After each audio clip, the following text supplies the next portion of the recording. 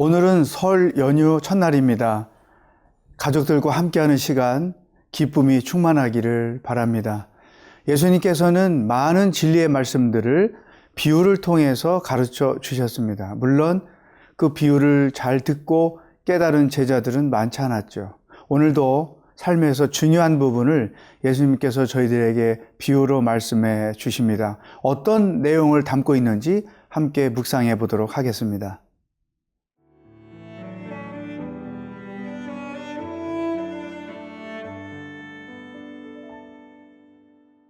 마가복음 12장 1절에서 12절 말씀입니다.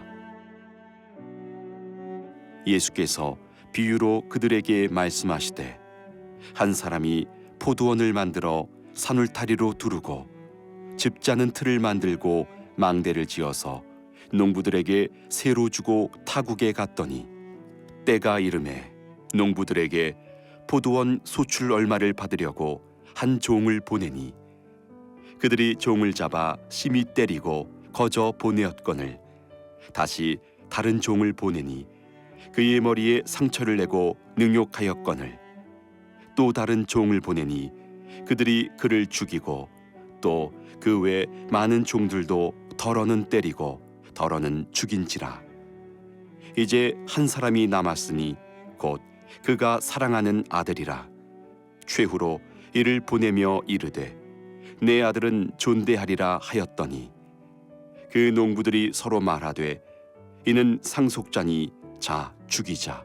그러면 그 유산이 우리 것이 되리라 하고 이에 잡아 죽여 포도원 밖에 내던졌느니라. 포도원 주인이 어떻게 하겠느냐? 와서 그 농부들을 진멸하고 포도원을 다른 사람들에게 주리라. 너희가 성경에 건축자들이 버린 돌이 모퉁이의 머릿돌이 되었나니 이것은 주로 말미암아 된 것이요 우리 눈에 놀랍도다 함을 읽어보지도 못하였느냐 하시니라.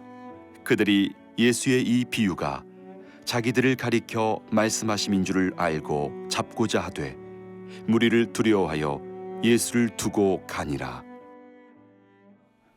예수님께서 포도원의 비유를 통해서 진리의 말씀을 우리에게 주셨습니다. 1절 말씀, 예수께서 비유로 그들에게 말씀하시되 한 사람이 포도원을 만들어 산 울타리로 두르고 즙 짜는 틀을 만들고 망대를 지어서 농부들에게 새로 주고 타국에 갔더니 수확철이 돼서 예수님 주인이 이제 종을 보냈어요. 그랬더니 그 종을 죽였어요. 때리고 보냈어요. 이런 일들이 네 번째까지 있었던 것이죠. 그래서 주인이 이런 생각을 했습니다. 6절, 이제 한 사람이 남았으니 곧 그가 사랑하는 아들이라. 최후로 이를 보내매 이르되 내 아들은 존대하리라 하였더니 7절, 그 농부들이 서로 말하되 이는 상속자니 자 죽이자. 그러면 그 유산이 우리 것이 되리라 하고 이에 잡아 죽여 포도원 밖에 내 던졌느니라. 예수님이 이 비유로 말씀하신 것은 의도가 있었던 것입니다. 수확을 위해서 보냈던 종들은 그동안에 구약성경에서 하나님께서 보내셨던 선지자들을 의미하는 것이죠.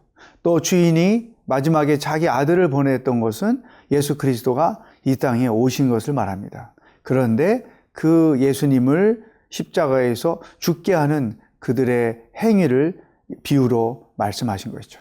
자, 이 스토리 안에 오늘 우리에게 주시는 첫 번째 말씀이 담겨 있습니다. 왜 그 농부들은 종들을 죽이고 마지막 주인의 아들까지도 그렇게 죽이는 일을 했을까? 7절 중간에 그 말씀이 기록되어 있습니다. 그 유산이 우리 것이 되리라. 결국은 이 농부들이 그와 같은 짓을 했던 것은 포도원을 자기 것으로 차지하기 위해서 했던 범죄였던 것이죠. 사랑하는 여러분, 죄란 무엇일까요?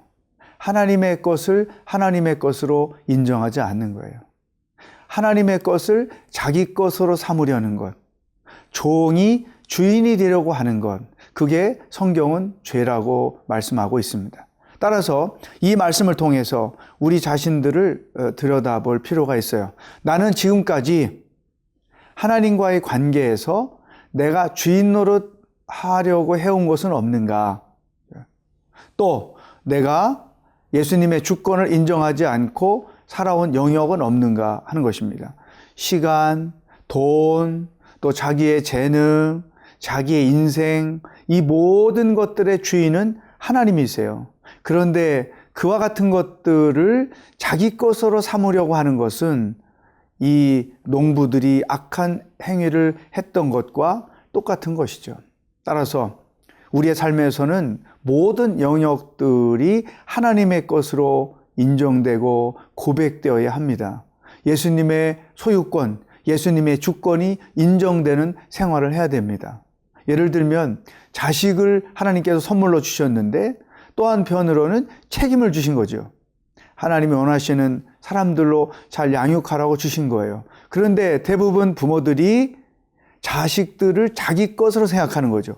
그래서 하나님의 뜻이나 하나님의 계획을 생각하지 않고 자기 뜻, 자기 계획대로 자녀를 키우다 보니까 상처를 주고 자녀들의 인생을 어그러뜨리는 부모가 너무나 많다는 거예요.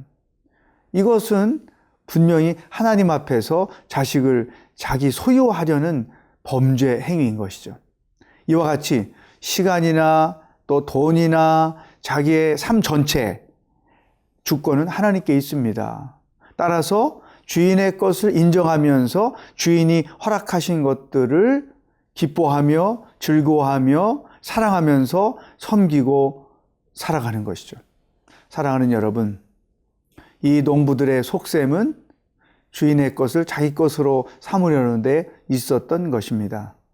나는 예수님의 것을 내 것으로 삼으려고 하는 어리석음을 범하고 있는 것은 없는지 여러분의 삶을 전체적으로 돌아보는 시간이 되기를 바랍니다.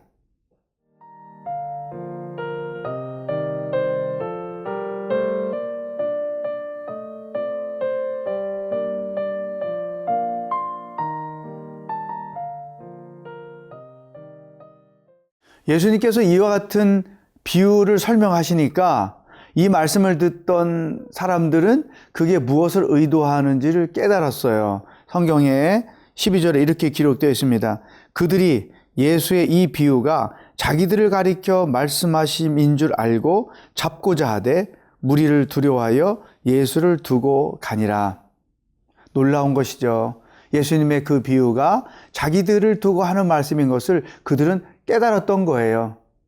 선지자들을 죽이고 선지자들을 때리고 했던 과거 조상들의 죄, 그리고 현재 예수님을 어떻게 하면 제거할까? 핍박하고 시비를 걸고 험을 찾고 하는 그들의 행위가 곧 예수님의 비유에 정확하게 설명되어 있는 것을 보고 그들은 화가 났던 것이죠. 그리고 어떻게 하면 예수님을 제거할까 연구할 수밖에 없었던 것이죠.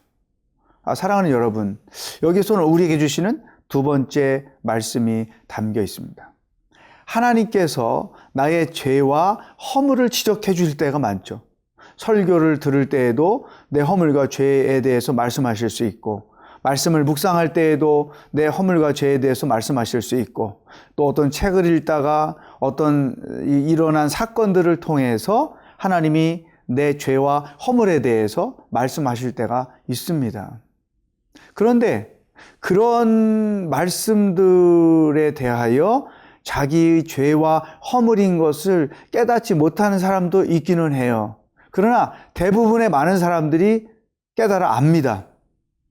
그런데 문제는 그 깨닫고 알게 된 사실에 대한 반응에 문제가 있다는 거예요. 예수님의 말씀을 듣고 그 서기관이 아멘으로 화답한 것처럼 그 죄를 지적받았을 때, 자기 허물이 보여졌을 때 부끄러움을 알고 하나님 앞에 그것을 끄집어내놓고 정말로 죄를 고백하고 통회하는 그런 믿음이 있어야 하는 것이죠. 마치 다윗이 밧세바를 범했을 때 나단 선지자가 찾아와서 비유를 들고 바로 그 못된 양의 주인이 당신입니다. 그렇게 지적했을 때 다윗은 선지자의 말씀 앞에 자기 죄와 허물이 보여졌고 그것을 가지고 엎드려 회개하고 침상이 젖도록 눈물을 흘리며 회개했던 내용들이 시편 51편에도 기록이 돼 있잖아요. 이것처럼 정상적인 크리스찬들은 말씀을 통해서든 하나님께서 내 죄와 허물을 지적해 주셨을 때 그것을 깨닫고 부끄러움을 느끼는 선에서 멈추지 않고 즉시 회개하고 통회하며 하나님 앞에 올바로 서야 한다는 것이죠. 그런데 여기 종교 지도자들은 그렇게 하지 않았다는 거예요. 자기의 허물과 죄라는 사실을 알았음에도 불구하고 그것을 거부했다는 거예요. 회개하기를 거부했다는 거예요. 여러분, 이런 상태에서 신앙생활을 하는 사람들이 굉장히 많다는 거예요. 왜 그랬을까요? 자기의 허물과 자기의 치부가 드러내지는 것을 본인 스스로가 힘들어하거나 혹은 자존심 상해하는 거죠. 또 그것들을 기본적으로 거부하는 거예요. 마치 10대 아이들이 부모님 말씀에 무조건 거부하는 것처럼 하나님에 대하여 그와 같은 죄와 허물이 있음을 알면서도 거부하는 불신앙이 그 마음에 자리를 잡고 있기 때문인 것이죠. 사랑하는 여러분, 올 한 해 동안 하나님 앞에 예민하게 영적으로 반응하시면 좋겠습니다. 어떤 말씀을 들을 때 그것이 내 허물과 죄를 드러낼 때 그것을 거부하지 말고 그렇습니다, 주님. 내가 그렇게 죄인입니다. 나를 불쌍히 여겨 주시옵소서. 이렇게 은혜의 자리로 나아갈 것을 선택하는 지혜로운 한 해가 될 수 있기를 주의 이름으로 축복합니다. 기도하겠습니다. 하나님 아버지, 말씀을 통해서 내 허물과 죄가 드러내질 때 그것을 감추려 하거나 회개하기를 거부하는 완악한 심령이 되지 말게 하여 주시옵시고 다윗처럼 자기 죄를 인정하고 고백하고 은혜의 자리로 들어가는 지혜로운 삶이 되도록 인도하여 주시옵소서. 예수님의 이름으로 기도하옵나이다. 아멘.